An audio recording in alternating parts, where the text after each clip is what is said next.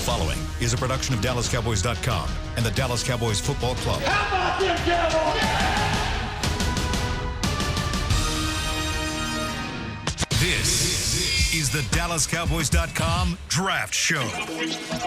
Your war room for insider news and draft analysis from deep within the confines of Cowboys headquarters at the Star in Frisco. Dallas selects Emmitt Smith, running back from Florida. And now your hosts, David Hellman, Jeff Kavanaugh, Kevin Turner, and Kyle Yeomans. 10 weeks until the future of football is ushered in to the NFL in Las Vegas, Nevada, as the NFL draft is just 70 days away. That leaves us, the DallasCowboys.com Draft Show, just 70 days to investigate and educate all of those listening out there. We're glad you're joining us again here from the SWBC Mortgage Studios in Frisco at the Star. Jeff Kavanaugh, Mr. Kevin Turner, I'm Kyle Yeomans. Without David Hellman today, an empty headset off and to the right. That's unfortunate, as Mr. Hellman is down in the motherland of New Orleans at the moment, having a fun time. Yeah, he's living the rough life at the moment. That is tough. It's tough. I don't know how they're going to get through that. I put in a request to get him hologrammed in, but they didn't have it in the budget. So that's fine. We'll get it next time. We'll talk to Scott about that. We'll pick up the slack for Dave, who's probably partying right now. It is only 11 o'clock. I mean, it is NOLA, though. It's also New Orleans, yeah. Yeah, it's also NOLA. They've been going for 3 hours. That's fair. Yeah. They've been up since 8, ready to work. But so have we. We're ready to get diving into the NFL draft. It's crazy that we're now 10 weeks away from the draft that'll kick off on April 23rd in Las Vegas, Nevada, down on the Strip. And, well, guys, we pride ourselves as a show of not just talking Dallas Cowboys and the Cowboys draft needs. We talk about the entirety of the NFL draft. And I know recently, at least through the first 5 shows that we've had, we've talked a lot of Cowboys just because of the question marks and the needs that are there as an organization. But I feel like today we're going to do a good job of talking generalities in the draft, and wanted to kind of start things off by talking about our top 5s in these positions. And I feel like we've started seeing these pop up, these articles. I mean, Bucky Brooks put out a top 5 this past week. Tua. Dane He's Brugler. got Tua at the top. He does have Tua at the top. I was thinking about that, which is crazy. Dane Brugler had a top 10 list of positions by week. And a lot of those kind of shook up what I was thinking. And it kind of got the wheels turning a little bit as to what exactly are the top 5s out there. What do our boards look like as a whole? And I feel like, KT, I know you texted in our group text throughout the week. You were kind of thinking the same thing. Kind of got the wheels turning a little bit. It does, and I try really hard to. I don't like to avoid that stuff because it is content. But when I see it, I just don't change what I feel. Yeah. But don't go change your board based on what you see. Someone else thinks. So if you disagree with Dane or whoever, Daniel Jeremiah or Jeff, then that's okay. You don't want to disagree with me, buddy. It's fine. That's dangerous. But it does make you start going, okay, it is, as you get a little closer, it really does make you start thinking twice and maybe looking at your notes again, or maybe watching tape again on someone who you might not have been sure on the first time or second time. And then that makes you kind of get your stack going a little bit better, and that just gives you those feelings, hey, we're getting a little closer here. We're almost there. So I started pinning down some of these positions, and once you do start stacking them up a little bit better on your board, and then kind of reread some of the notes that I had on them and just kind of refreshing myself on the players, I started going, I feel much better about things than I did a month ago when we were talking about it. And it's crazy because when you think about the Cowboys specifically and all of these NFL organizations, it's going to be ever-changing. Mm-hmm. I mean, even right now, our top 5s at the moment are prior to the Combine. I mean, the Combine isn't even here. And then even after the Combine, we're going to go into Pro Days. And I take more out of the Senior Bowl and Shrine Bowl for some of these guys than I do the Combine. I mean, the Combine is fun, but Combine is more about a lot of times accurate measurements. Sometimes there's a few drills and athleticism. But I really take more out of the Senior Bowl than I do the Combine. Or at least I get more excited for the Senior Bowl than I do the Combine. Combine, the worst thing about the Combine, Kyle, is that all of our corners end up getting in trouble. If they're listed at 6 foot, they're about to be 5'11". If they're listed at 5'11", they're about to be 5'9". Antoine Winfield's going to turn around and be about 5'8". He's going to go 5'09.6". He's going to be 5'9 3/4". Get ready for it. Can wide receivers get in trouble now for being too tall now? As we started to progress? I have a pretty good handle on how this works. If a guy's listed at 6'3", he is 6'3". Mm-hmm. That's the line. If a guy is listed at 6'2", he's 6'1". If he's listed at 6'1", he's 6 foot, and on and on and on. But at 6'3", they'll let you be your real height on a school's website. What about above that? They'll keep you at the regular height because they don't want to go too big. Okay. Because you'll get creeped out if they're like, "Hey, this receiver is 6'11". They'll be like, "No, he's 6'3". Yeah. Yeah. They want him to be normal. They don't want him to be kind of a freak of nature in that regard. Well, with all of that being said, and with in the spirit of building boards and arguing back and forth, we might get a chance to argue with Jeff Kavanaugh because I put together all these graphics, and there was not a single top 5 out of these 5 positions that we're about to run through that was the same. That's the beauty of it. Not the same. I mean, that's 25 different scenarios we're about to pull up. I'm looking at my own, and I don't like it. And we've got all these scenarios. Let's start with safety and our positional top 5s. These are from us 3 at the moment. We'll get Dave involved with this at some point whenever we get to some of these other positions. We're going to start with KT and the safeties that KT has pulled up at the moment. And it's interesting to look at your board, starting off with Grant Delpit. And that's the name that's been out there for the Cowboys really since day one. I feel really great about my top 5 safeties. Delpit is, to me, and I saw Jeff retweeted something today of this mock draft roundup for the Cowboys who pick at 17. Mm-hmm. And like 5 of the 6 mock drafts had Xavier McKinney. And I just don't have Xavier McKinney in that top 20 range. Wow. I do have Delpit there. And if Delpit goes at 25, that's fine. But, 17 is probably about that 15 to 25 range is kind of the good spot for him in the draft. I think it's not even close. When I look at that safety group, I just don't think Xavier McKinney is that close. I don't have questions about Grant Delpit covering people. Mm-hmm. I do have questions about Xavier McKinney covering people. Okay. Now, the questions about Grant Delpit tackling people, that's fine. Missed 25% of his tackle attempts this year. I'm okay with it. 20% last year. We know that he was hurt. Okay, and that's the easy thing everyone goes back to. But in 2018, he was fine. He wasn't missing those tackles in 2018. Well, he just said 20%. He missed 20% of his tackles. Well, you watch it on tape, and it's not as bad. He had better tape in 2018, but he had a lot better tape in 2018. The missed tackles are a thing. How many guys? He's my top safety, but the missed tackles are a thing. I mean, how many guys over the years have we seen though have a year when it's their final year when they can declare to go to the NFL draft and it's not as good as the year before? Now, whether that's because they got more attention and teams are game planning for them, or is it because sometimes you're making business decisions and things like that? I don't know. And maybe we need to find out more about Delpit. Maybe that's the big thing you can take out of the combine is teams interviewing. Well, I think those two right there. We'll take a look at Jeff's safeties in his top 5 safeties, but I think it's really those two at the top, and I think all 3 of us had Delpit and McKinney as the top 2 safeties. But is there a disconnect from the guys after that, though? And why is there such a big disconnect? I don't know. I don't think it's a huge disconnect between them and Winfield or Davis. No, I don't think it's huge. I don't think it's huge. I mean, to me, Winfield and McKinney are very close. Yeah.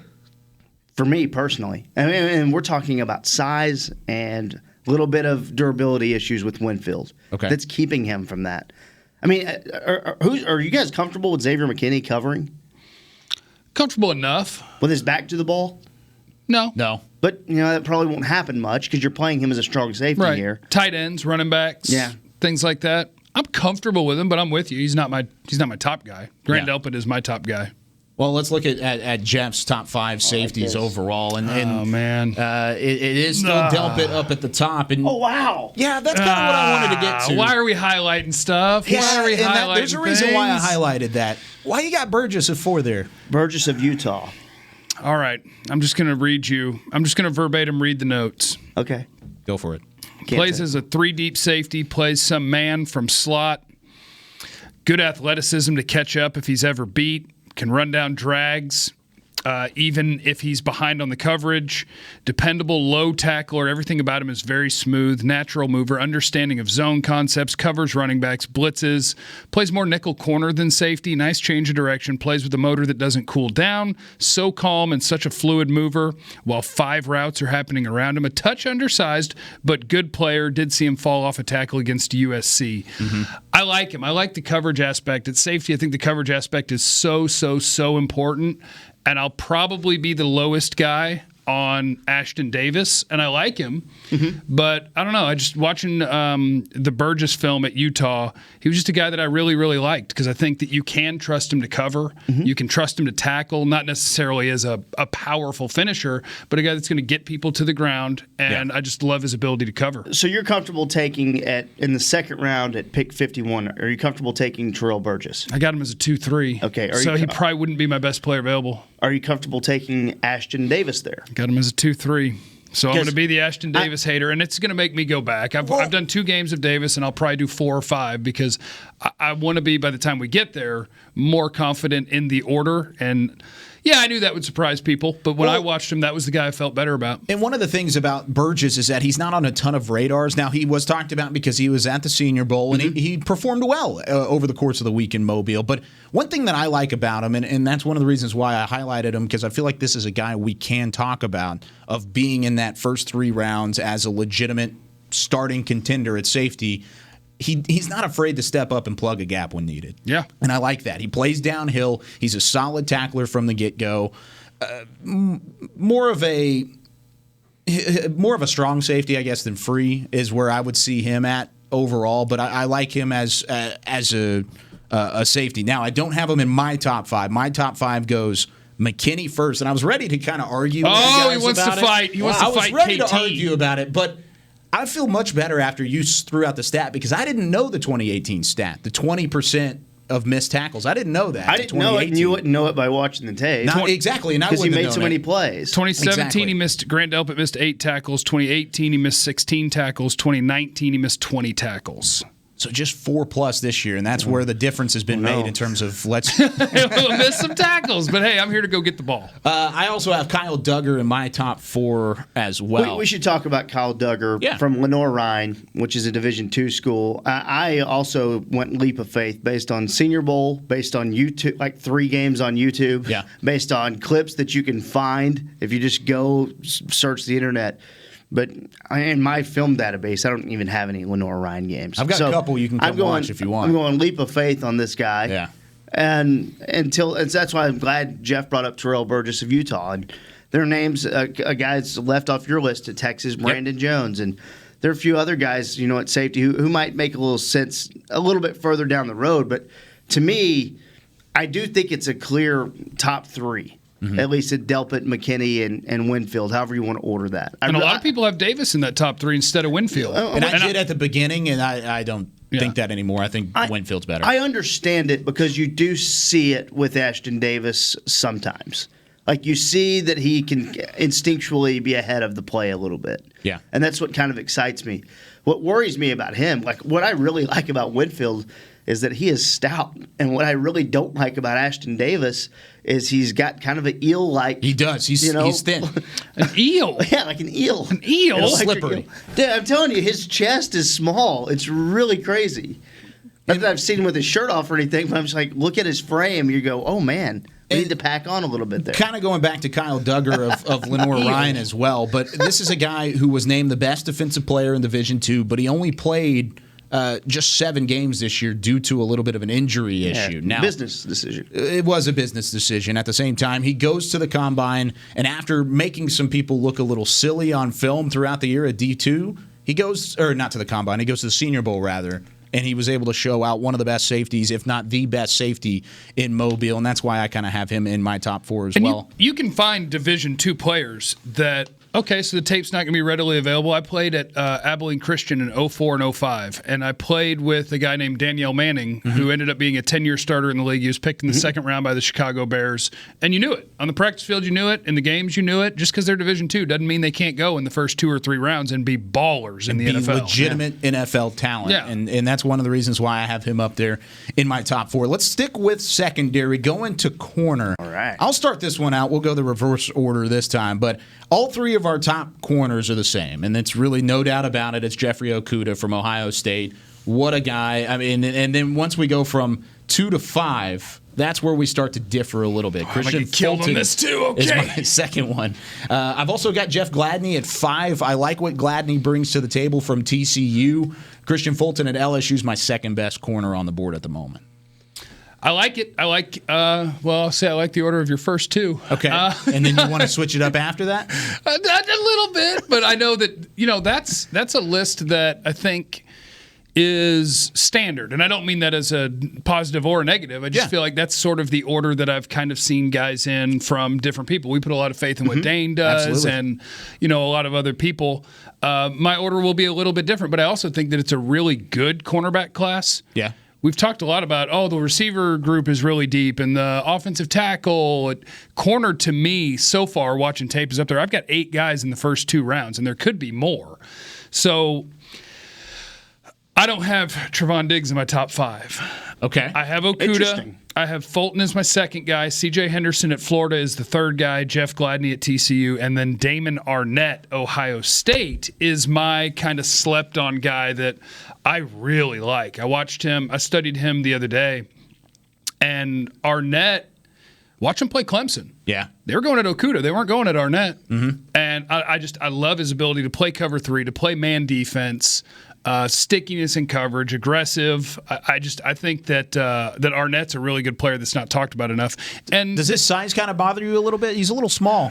He's listed at 5'11", Kyle. Yeah, 5'11", 195. Which means he's probably 5'09", Yeah. But yeah, I think that's part of why I didn't give him a first round grade. Okay. Is because I think his tape, you could put him in the first round. I think the size, but the way he competes for a football in the air, that's not affected. He's going up, knocking away balls intended for T. Higgins. He's not afraid to play with big receivers and play the catch point, gets his head around, plays the ball in the air. I'm a fan of Damon Arnett. A little grabby when you go on the inside routes. Yeah. But cover 3, press man, I like him. He got a lot of targets, too, because, they had Sean Wade, who I thought Sean Wade was going to declare for the draft at Ohio State. And of course, secondary. Okudah, so he was going to get a little bit of action. I don't have him as highly graded as you, but I do like Damon Arnett. I've got him kind of a little bit further down. I've got him at 7, so I'm right outside the top 5. My cornerback 9. For me, it's Okudah of Ohio State. This is the one that I think people are killing me for right now. Jeff Gladney of TCU is my second-ranked corner. Wow. I don't think you're alone there. I do like the Jeffs being so high. This is great. That's true. You got some Jeffrey time. This is outstanding. Yeah. C.J. Henderson of Florida, I absolutely love. Christian Fulton of LSU, and then my 5th corner is Trevon Diggs of Alabama. But we could start to talk about Cameron Dantzler from Mississippi State getting into the mix there. That's my 7th corner. I like him a lot. His tape against LSU is incredible. Cameron Dantzler, Jamar Chase could not get open on Cameron Dantzler. Which is saying something. Couldn't do it. Chase got open on everybody. Yeah. With Gladney, and this is where Combine could be huge for him. Mm-hmm. Now, he may go run a 4.3 something, but I'm not sure that matters as much. His speed is evident on tape. You don't worry about his speed. I have him measured at 5'10", 183. Now, I don't know. That was in the spring. I've seen guys – I watched some defensive tackles last night who were like 30 pounds more at the Shrine game than they were back in the spring. Yeah. So it's like, okay, they were transitioned inside. With Gladney, 5'10", is he going to be 5'11"? His size will absolutely matter. But I do think he plays pretty tough on the outside. And I think aside from Okudah, I think he's the second best mirror corner in this draft in terms of just turning your hips and running with someone. I want to take this really quickly. If the Cowboys pick at 17 and they don't move around, we're sticking and picking at 17. How many of the corners on your list would you be comfortable going, oh, that was a good pick at 17? Like high-fiving pick or just a solid pick? Sure. Let's say how many are a high five and how many are a solid pick. I have 3 that I would say, you know what? I have 2 that I would say, I would say 2 I'm in high love fives. With. Yeah. Okay, I have 1 high five and then 2 where I'd go, okay, and then the That's other ones a are solid like, pick. I'm ruling out Okudah, too. Right? Okay, that's my only high five. I'm not ruling. Yeah, he that obviously was one won't of the make 2. it. Like Fulton or Henderson, I would go, okay. And then for me, I would like Henderson there too. Anybody else, and I'd be like, you couldn't have moved back. Yeah. See, I'm not feeling the same way you are about Gladney out of TCU, though, KT. Yeah. I like him, and he's number 5 on my list. But at the same time, if he were to be picked by the Cowboys at 17, I'm not high-fiving anybody. Well, I've got a little nugget for you in the second segment about him that might give you a little bit of the Cowboys are going to have a good chance to spend some time with him. Okay. So that'll be something. A little bit of a look ahead. I like it. Let's go one more position before we take our first break, and we're going to go to the offensive side of the ball. This will be fun. Tight ends. Okay. We've got plenty of tight end differences. Oh, man. Of course, this is a class that, I even tweeted about it this week. I'm not very high on this tight end class, but I think there are a couple guys that could be difference makers. We're going to start with KT's top 5 in terms of tight ends in the draft at the moment. Now, I thought yours was interesting because right up there at the top, you've got Mr. Notre Dame, Cole Kmet up there. And that was kind of interesting to me because he was on Jeff and I's list, but he was a little bit further down. Yeah, I just think you're getting a guy who's super pro ready right now. 43 catches last year, which is not anything huge or anything, but the soft hands really stand out. He looks very comfortable. It's like he's catching an infant every time a football's thrown at him. Catching an infant? Yeah. We've got an eel and we've got catching an infant today. That's why, KT, if he ever releases a draft guide, I will pay $5,000. Awesome. Because the references will be hilarious. I think, look, he's not going to blow you away with the speed or anything like that, but I think he gives you I think he's a safe pick. And again, I don't have a first-round graded tight end, but I think he does enough to get down the seams. His athleticism, you're probably going to question at times, but it's just enough as a blocker in line to just kind of get through it. Now, again, I'm not excited about Cole Kmet as my tight end 1. Would not take him at 17. Would love to have him at 51. Okay. But, I do think you're getting a guy who's ready to go immediately. And we've seen a lot of second-round tight ends in the past. I was thinking with the Bears and Adam Shaheen and that workout. Gavin Escobar. Gavin Escobar. If I took Cole Kmet in the same range as those guys went, I would feel so good about it because I do think he's ready to contribute. Is he going to be Ertz or Kelsey or Kittle? No.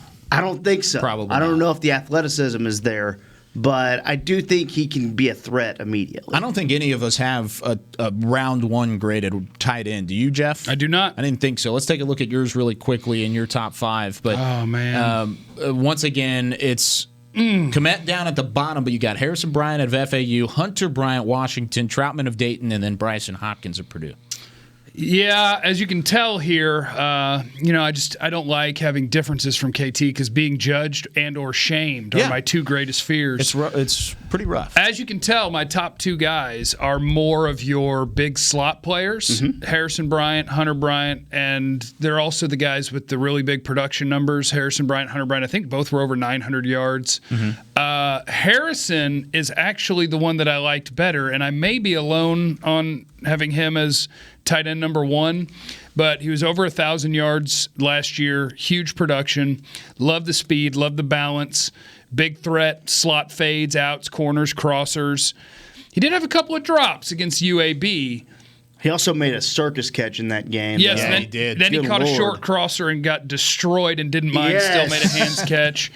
Ran over a guy against UTSA. It's weird because he doesn't really get his body down for the contact, but he's just naturally strong enough to kind of bounce off guys sometimes. It seems like defenders just bounce off of him. It's kind of what it looks like. Yeah, he can kind of toss guys around. So I like Harrison Bryant as my top guy. I like Hunter Bryant as my second guy.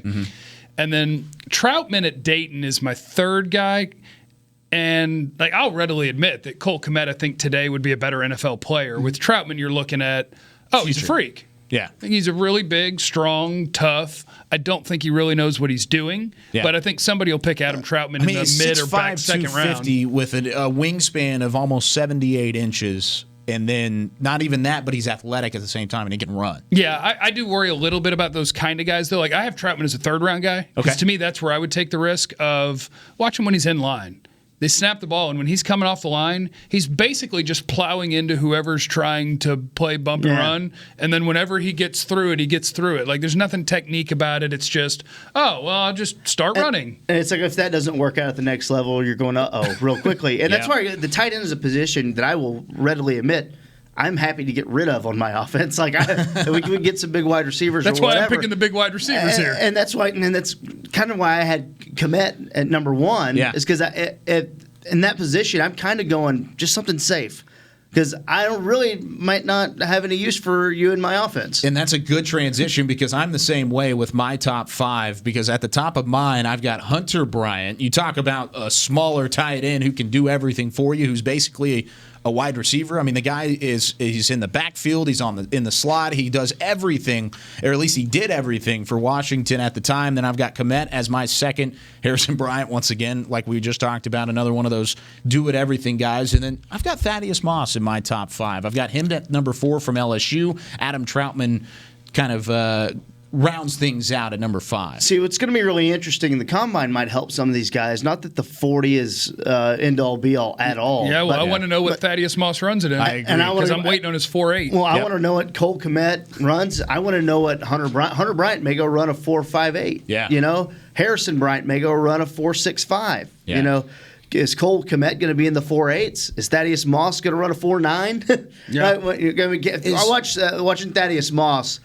There are times where he will do he'll go up and get the ball like his dad would. Yep. He catches everything. But my goodness, he is lumbering to get up the field, and that's probably going to be a problem. Now, is it safe to say that tight end might be the class that bounces around the most in the Combine? I think it could. I think it could be one of the positions that we see jostle around more so than the rest. I don't think you're going to see many risers out of that. Yeah. I mean, and maybe. What if Troutman runs a 4.5 flat? Maybe it's Troutman, and maybe it's Hunter Bryant from Washington. Yeah. Maybe those guys rise, but I still think you're going to get a class. I mean, I don't know. The wide receivers are going to hold off on everyone. I think the wide receivers as a class could kind of fall back a little bit, and maybe that does make room for some tight ends. But I just don't see anyone rising there except the 2 guys we kind of talked about. Man. It's a fun class because there's So a lot many of different good options. players, but it's just nothing amazing. Well, we've gone through 3 positions. We were trying to get to 5, but we are way over time, so we're going to push those away for later. David Hellman will have to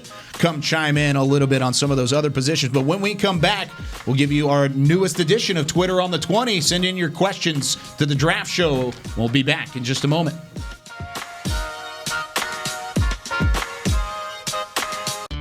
I'm Jay Novacek, former tight end for the Dallas Cowboys. Back in the day, I was the guy who always got the tough yards, and that's why I run with John Deere today. In fact, I have a John Deere 3025E tractor that can handle any yard work I need to do, even the tough yards way out back. So if you have 1 acre or 1,000, John Deere has the equipment that's just right for you. Visit a John Deere dealer today and run with us. We are the official tractor provider of your Dallas Cowboys. Essilor is a proud sponsor of the Dallas Cowboys, helping fans see more and do more with our best vision solutions. Our lens technologies reveal a world more beautiful than you can imagine. For a limited time, get the Essilor Next Gen offer. When you buy the latest generation of Transitions lenses with select Essilor lenses, you can choose a second pair of clear lenses for free with qualifying frame purchases. Restrictions apply. Find a participating eye care professional by visiting EssilorUSA.com. Essilor. See more, do more.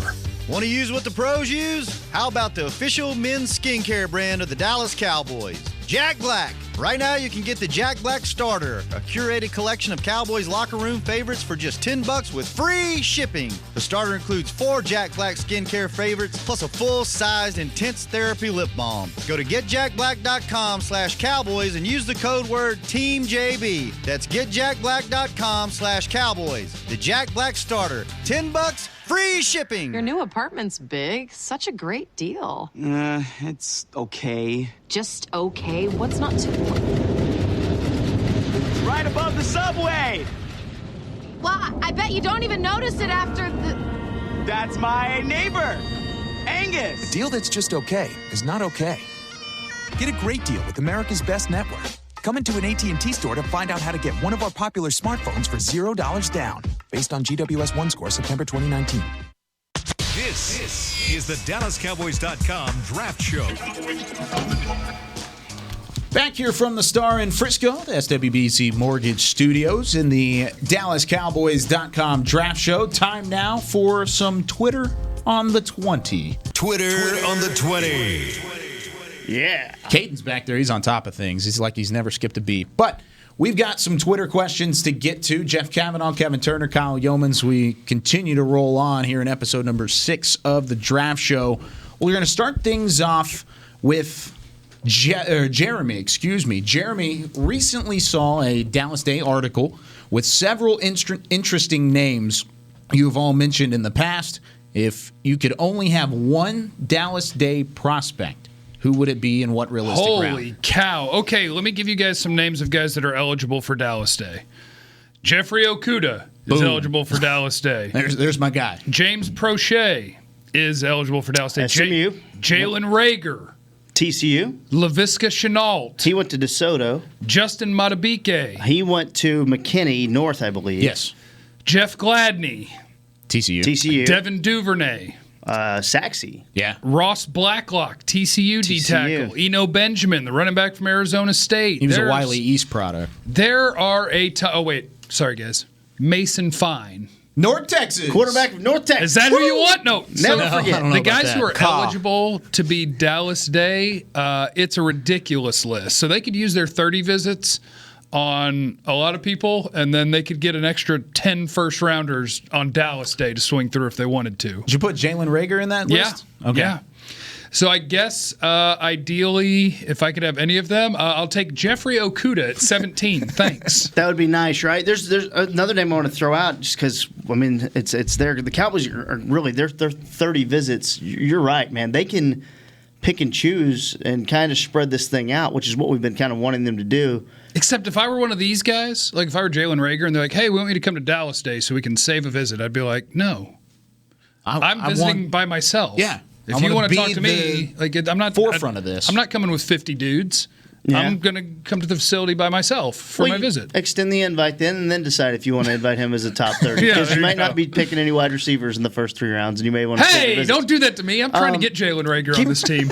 Watch if you get a chance, Jeff. It's a little bit down the line. Darian Daniels, defensive lineman from Nebraska. Okay, he's an interesting name to keep an eye on. Again, we're talking day 3 now, but that's a guy who will be at Dallas Day, or will have a Dallas Day invite at least. Reggie Robinson's your guy, isn't he? Reggie Robinson from Tulsa is one of my favorite cornerbacks in the draft. In fact, I do have him graded better than your guy, Damon Arnett from Ohio State. Holy cow! Whoa! I love Reggie Robinson, the cornerback from Tulsa. A Dallas Day invite as well. So I think it's great that you get this opportunity, and I think the Cowboys are one of the teams that really benefits because of where they live. And we crank out good football players here in the great state of Texas, but this year, even more so than years past, I'm seeing a bunch of names pop on the Dallas Day potential list, and if those players decide to show up or not is up to them. And I'll give you an offensive player and a defensive player that I would like to at least look at in terms of Dallas Day. Devin Duvernay of Texas, which we've talked about in length because he could be a mid-round product of Saxey High School that could stay in the DFW area. Of course, he went to Texas. Then you've got Jeff Gladney, who we just talked about a couple moments ago in our first segment from TCU. I like what he brings to the table. He's out of New Boston, Texas, which is, I don't even know where New Boston is, but he went to TCU, so that's all that matters. But there's 2 guys, and that's just a potential of the kind of guys that could be wearing the star on their helmet next year that are at Dallas Day because they fit into those needs. Yeah. And they're going to get an extra look at, no doubt about it. It'd be different if it was a bunch of offensive linemen, or running backs. And there are some good running backs on that list as well of who could potentially come to Dallas Day. But, this team's probably not going to draft a running back. This team might not draft an offensive lineman. We'll see how it goes. We know the needs on this team, and I think that's very interesting that some of those needs fit. And hopefully these players all decide to come to Dallas Day. Realistic off that list, I would take either Justin Madubuike. Madubuike? Yeah, it's Madubuike. Yeah. Okay. I promise. I'm getting different ones here. I Googled it. You Googled it? Well, trust me, I've gone back and forth. I've looked it up many times. Either him or Ross Blacklock as your second-round pick, I could get down with that. Either one of those guys at D-tackle. I'd take one of those. That means you're going secondary in the first or wide receiver, I guess. Yeah, don't worry about me. I'm taking wide receivers, 40 burgers. I'm a fan of both of those players. I think I like Blacklock a little bit more, but I think that is a good range for those guys, too. Yeah. Those guys are guys who have a chance to be top 50 guys and have a chance to be guys where if you're on the clock in the second round, you're going, oh, are these guys going to be there? And the more I look at Blacklock, the more I don't know if he'll be there at 51. Because that's kind of he might not. Kind of an iffy thing. Absolutely. And if he goes to the combine and shows out, he may very well not be. Kind of sticking with the same theme, our next question comes from Chip Peoples. And he asks, what Texas product can improve their stock the most at the NFL Combine? We just mentioned Ross Blacklock, but who else could come out of that? And that's not specifically talking about the University of Texas. This is the state of Texas and maybe even going back to high school. What about Colin Johnson?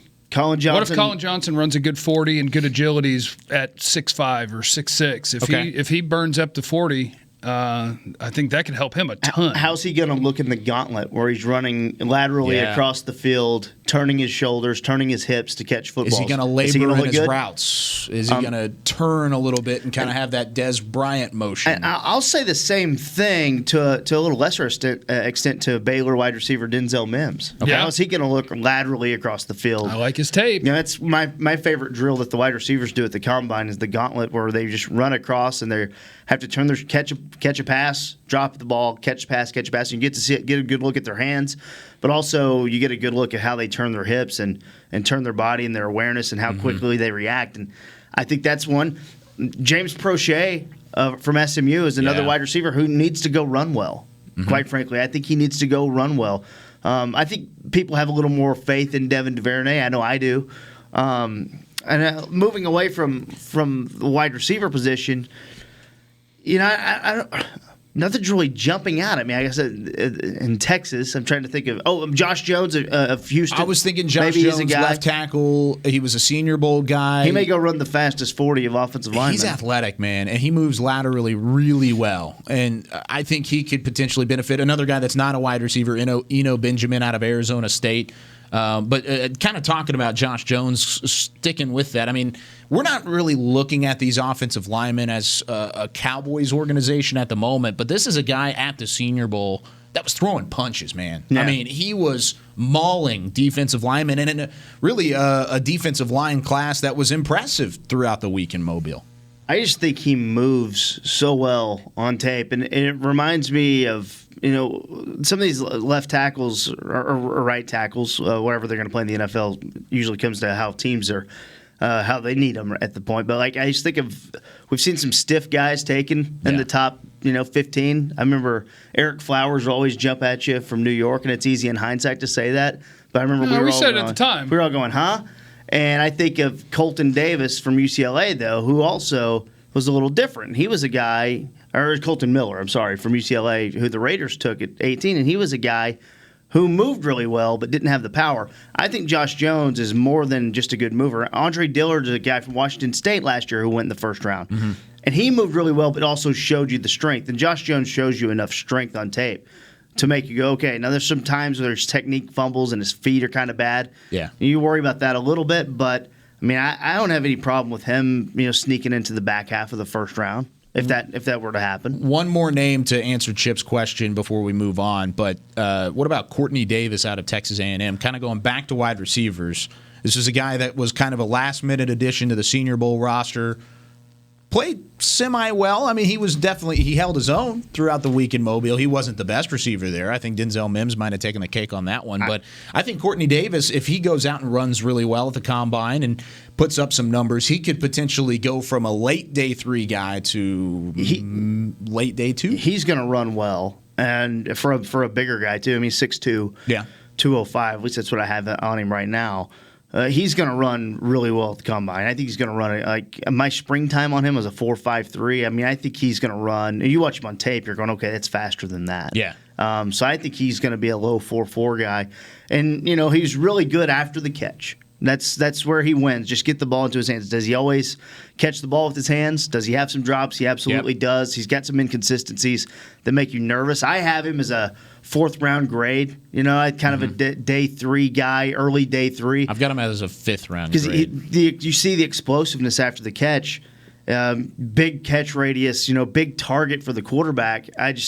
There's so many drops and little things about his route running that make you go, oh, but once you get the ball in his hands, you're really happy that happened. So That's how I feel about him. I mean, we didn't even mention, too, Jalen Reagor, again, is Jeff's guy here. Jalen Reagor may go run a 4.28. Yeah. And that's go out that's run how Henry Ruggs. That'd help your draft stock. That would be interesting. That's how you go from being talked about at 35 to being talked about at 10, 15. Is it going to help that Jalen Reagor is going to rep out 225 like 30 times? Does that help a wide receiver? 4.28. Yeah. He's going to ask, are we doing squats here? Do we not do that?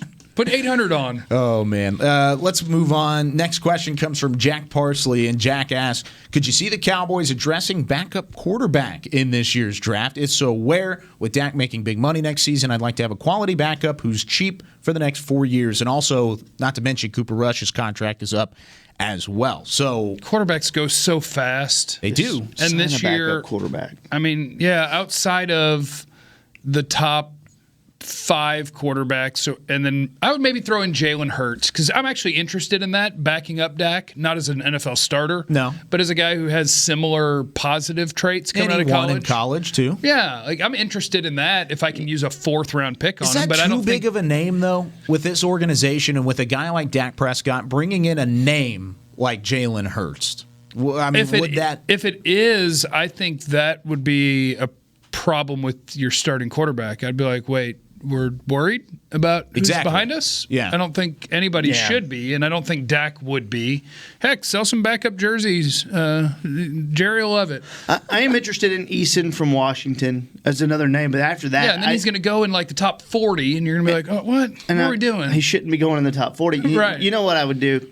7th round, if Jake Fromm's still on the board from Georgia. He's not going to be there. I just want a guy who's going to be the scout team guy. Make sure you're throwing it to the right spot. I mean, look. What if Fromm's there in the 3rd? If you're not willing to invest in an actual backup quarterback, then what are we doing? And that's kind of the question. Just go sign a veteran. Go grab a. Just go get someone. Yeah. What about Anthony Gordon? That sounds easy, but I'm not like.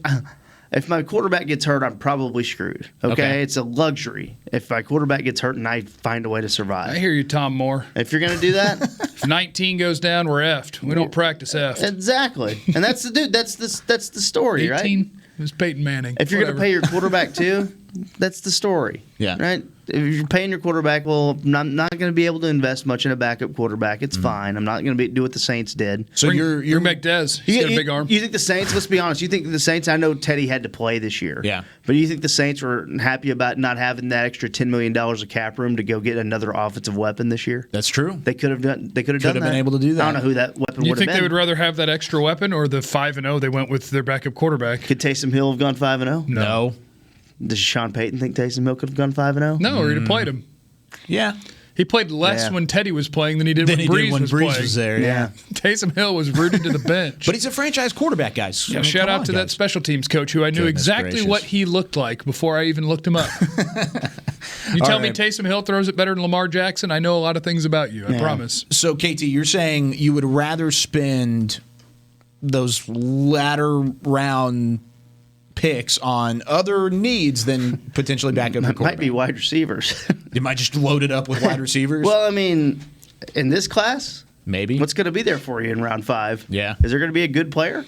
There'll be a good receiver. Let's say James Prochet from SMU's there for you. Yeah. In round 5. Where's Denzel Mims going? Am I going to be able to get him in like the 4th round? Gosh, I wish. I have him in second, awesome. but I don't see anybody really talking about him that way. I have an early 3rd round grade on him, but I could see him being there in the 4th. I think the mystery, I've got him in the 3rd round, but the mystery of the Baylor wide receiver, I think, keeps a lot of people quiet on Baylor. It's tough. But I do think it's changed. I'm putting way too much stock into the Senior Bowl, seeing him run routes where I'm he can run routes. He can do this. He's legit, though. I liked it on tape before the Senior Bowl. I was all happy with it. So I thought the Senior Bowl was reassurance for what I was seeing on tape from him. But in the end, that was only good enough to be my 13th ranked wide receiver in this year's class. So that's how it goes. That's what we're talking about. 13 will go in the top 3 rounds. I guarantee it. Yeah, I guarantee okay, it. 13 receivers will be gone in the 3 first rounds 3 rounds. Is what, 94 picks, something like that? 32, 64, 96. 96 picks. And you got some comp picks starting in the 3rd, so maybe it's like 100 picks. Let's say top 100. 13 wide receivers in the top 100. Yeah.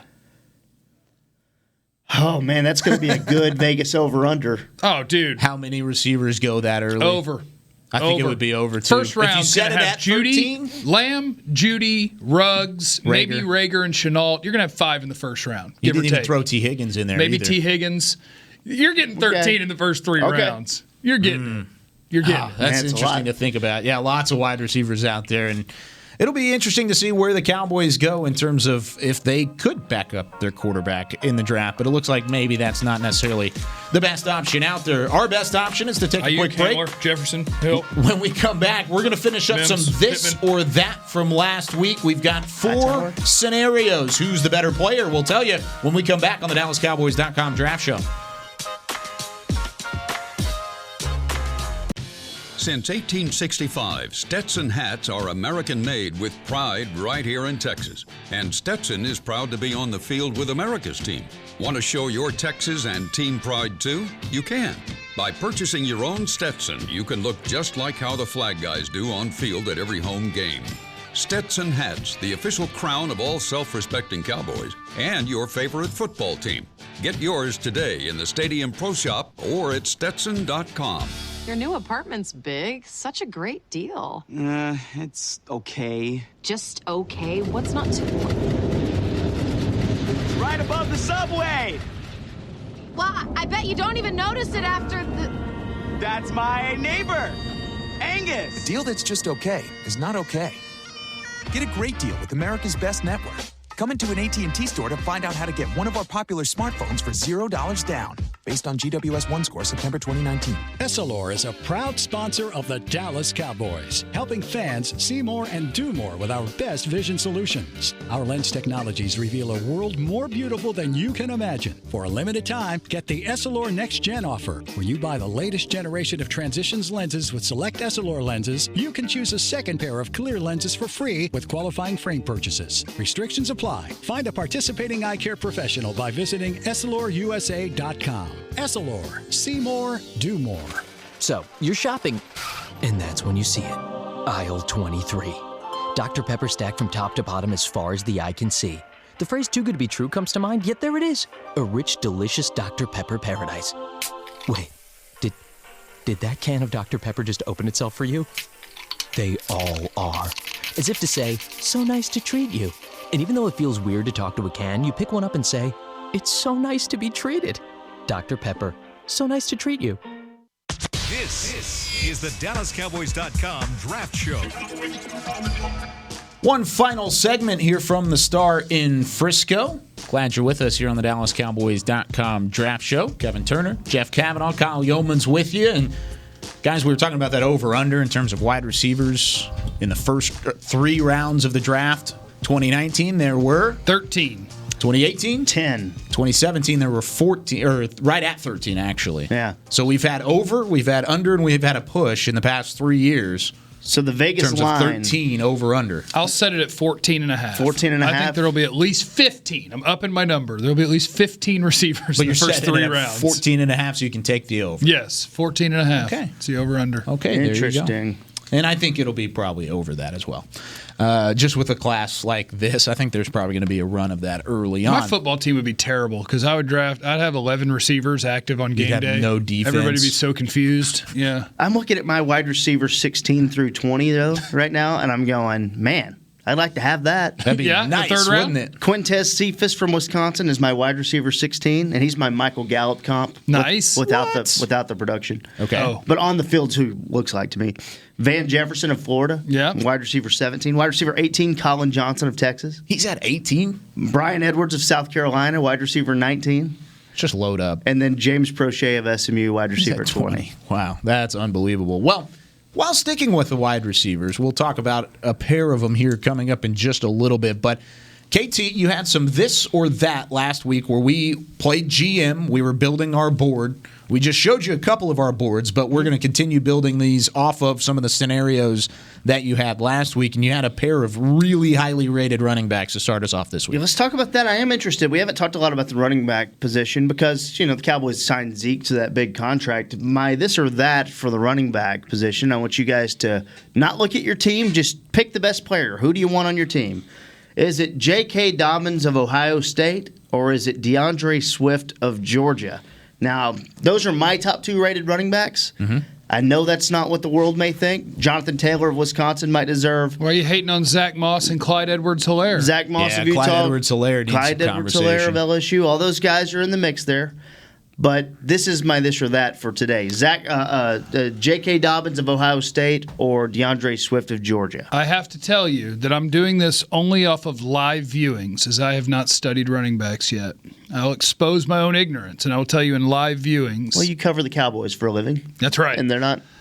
Running backs and offensive line, I'll tell you, I get to in a week or two. You'll get there. I love DeAndre Swift. They're both great. Yeah. But just watching live, DeAndre Swift popped to me. Well, and I think if you're going to get one of these two guys, you're going to fine. be pumped about it. I think would you're going advise. to be. Oh, you know what? Okay, here's my new official take. Okay. Neither. Whichever one doesn't go in the first round, because you shouldn't waste a first-round pick on a running back. Wow. Thank you. That's fair. Thank you. I'll take whichever one's available in the third. Neither one are going to be there in the third. All right, who will be? I'll take him. Eno Benjamin. Let's go. Probably Eno Benjamin. If he can block, they'll run well. If you can't, they won't. I'm going to take J.K. Dobbins here. I think he's a bigger back. He's more experienced. He may have had a little bit more of the tread taken off those tires over the course of his college career because he was a starter for the majority of it and took a lot of carries. That's why you saw the statistical comparison on that graphic, and he's almost doubling up what DeAndre Swift had. Swift had some injury issues, and that kind of bothers me. And it wasn't necessarily one single injury issue that scared me. It was more so the fact that they were lingering over the course of his college career, sat out the Sugar Bowl against Baylor, and I had a lot of that. Now I know that could have been a business decision, but he also said that he had some issues in terms of the health in that regard. So I'm going to take J.K. Dobbins just because even though he is more experienced and he has taken a couple more hits, I think he's the better back. He's a little bigger as well. I'm going to break the tie, and I'm going to tell you guys that it's close. It's DeAndre Swift for me. And when I watched him, you're going to get a little bit extra burst with him, a little more ability to take it to the house. But I think there's a situation with Swift. If you watch Georgia, what were teams doing? And this will tell you a little bit of what you need to know about Jake Fromm, I would think. Yeah. Teams were just loading the box. And they were still, he was running through 8-man boxes. Mm-hmm. And he was running tough through there, and he was finding a way. Now you go watch J.K. Dobbins, and you're going to see holes galore to run through. I mean, you could just wide open spaces. And that's where I kind of went, man, this Swift guy. Wide open space. And it's Swift? Wow. Yeah. So I'm picking You did Swift. that on purpose, didn't you? No. Okay. I don't know if she sings that, but that's a female country singer. I believe it's the Dixie Chicks. Yeah. Sorry, man. You need to study up on that tape, too. Yeah. I think the Swift song was Blank Space, I think. Okay. Sorry, I don't know. Why have I outed myself? That's my fault. Yeah, how did you do that? That was my fault. So there it is. No, enough running back talk. Let's go to the next one. Okay. The next one is, Jeff, you're going to like this. Wide receiver matchup. Another big versus little. USC wide receiver Michael Pittman versus Texas wide receiver Devin Duvernay. Well, currently, Michael Pittman is my sixth receiver, and Devin Duvernay. Okay, why are we saying it like that? Is 14th or 15th? What do you mean? Duvernay? It's Duvernay. Oh, okay. I was just copying KT. I didn't know. Well, I didn't know if it was like a bit. Yeah. I didn't know if that was a legit thing or not. For me, there's a big difference between those two. I love Michael Pittman. I love Michael Pittman. I like Devin Duvernay. He was your pet cat our first episode. Yeah, Michael Pittman's my guy. At 6'4", 219, he doesn't move like he's 6'4", 219. He moves like he's a 6-foot guy. Like he's a good route runner. He'll go high point the ball. He tracks the ball. I like everything about Michael Pittman. To me, he's a top 50 to 60 pick. Really? That's to me. I don't get to pick, so maybe he'll go in the third or fourth round. I don't know. But to me, Duvernay is more of a third to fourth round guy, and Pittman is a second to third round guy. There's a famous director, Ava DuVernay. That's why she's held down that name, and the only person to know with that name for years. I thought so. Now Duvernay. I just wanted to be a part of the bit if it were a bit. No, I like that though. I've got Pittman graded higher than Duvernay. It's going to be tough for you. You can say it, Duvernay. Wide it's receiver fine. 10 for me, Michael Pittman.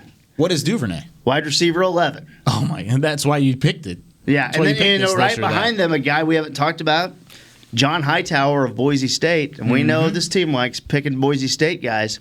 John Hightower's kind of a fun name. I know we're going outside of the yes. Wow. I think you think that's too high or too low? Too low. Oh, you're saying he's too hating? high. Oh, too high. Too high. I have a friend named Brian that I think likes Hightower too, so I probably need to do him next. Sounds like he's pretty good. Just the pure speed, and what's he going to run at the combine too? My springtime on him is a 4.41. Wow. And you know what? He's tall, lanky, which is kind of strange. My spring weight on him is 185. Mm-hmm.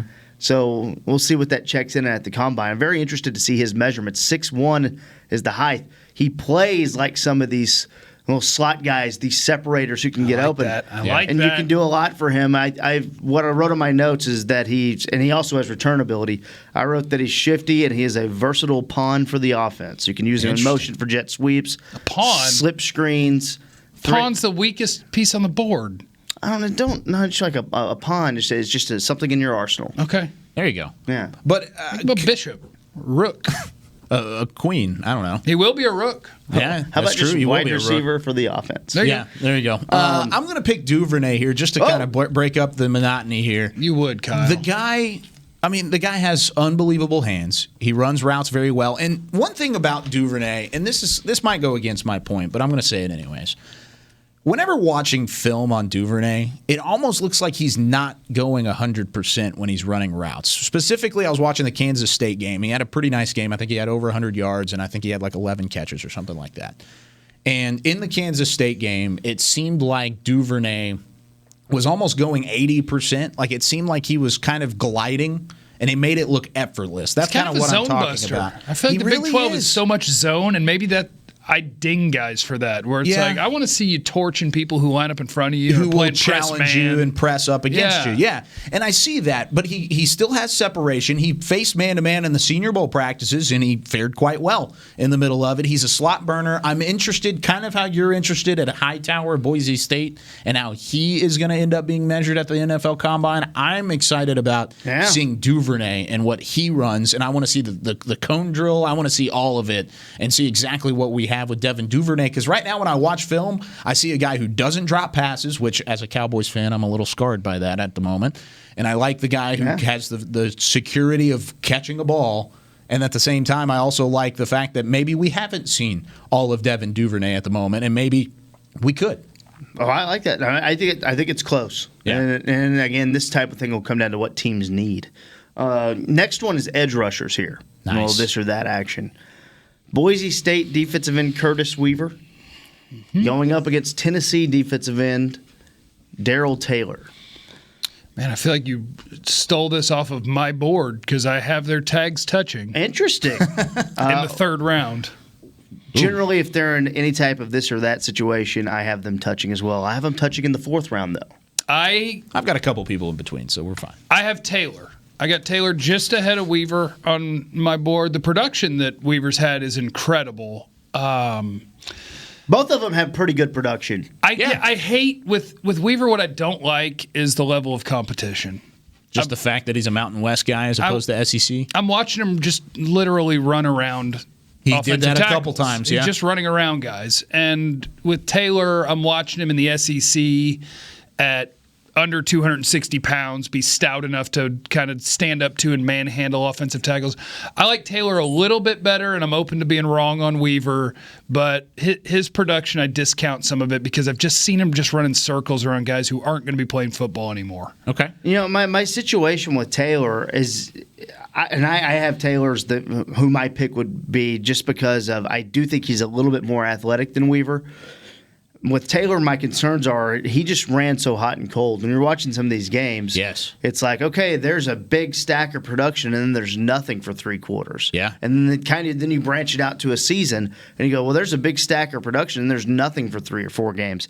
Sometimes late off the ball, little things like that, but you do see the pure speed to get around the edge. With Weaver, you don't really see the speed to get around the edge. You just see a guy just finding a way, just doing it somehow.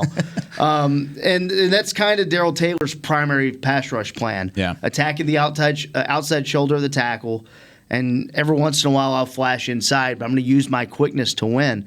I do worry about the instincts a little bit, knowing when it's a run play or pass play, and how quickly he can diagnose all that stuff. With Weaver, you don't have to worry about any of that stuff. Yeah. Well, with Taylor, I do, but I'm betting, and if I have a 4th-round grade on these guys, what am I betting on here? I'm betting on some upside. I'm betting on some traits here.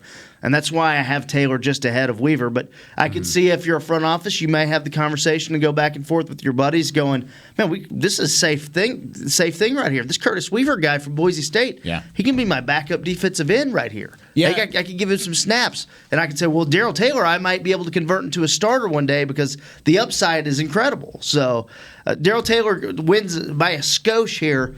But it's a close one, and I like this debate. And I'm taking the different one. I'm taking Weaver, and it's just because he's a little bit wider, a little bit heavier. But I see what you're saying in terms of the upside of Taylor. He's got a better build. He 100% does. He's a little bit leaner. He has that athleticism. He faced tougher competition over the course of his career. That's why he only had the 19.5 sacks compared to the 34 that Curtis Weaver had. But I got to stay kind of short with mine. We got one more we're going to get to.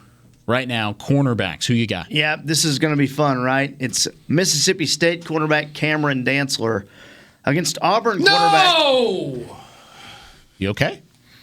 You going tags touching on me, making me choose between my guys. Auburn cornerback Noah Igbenogany. Noah Igbenogany. So Cameron Dantzler is 6'2", 185. Igbenogany is 5'11", 200. And here's the thing about Cameron Dantzler, at least when I watched him, my immediate takeaway was, holy cow, this guy does not play like I thought he was going to play. You know, all these tall, kind of lanky dudes.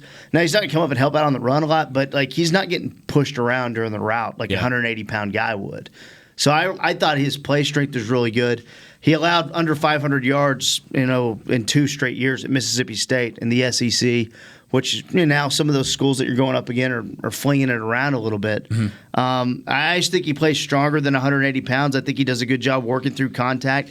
He's got those long strides. He's probably going to go run a 4.5, maybe a late 4.9. 4.49, 4.48 area. Maybe he runs that, and I think that helps him a little bit. He's my 6th graded cornerback. I got a 2nd-round grade on him.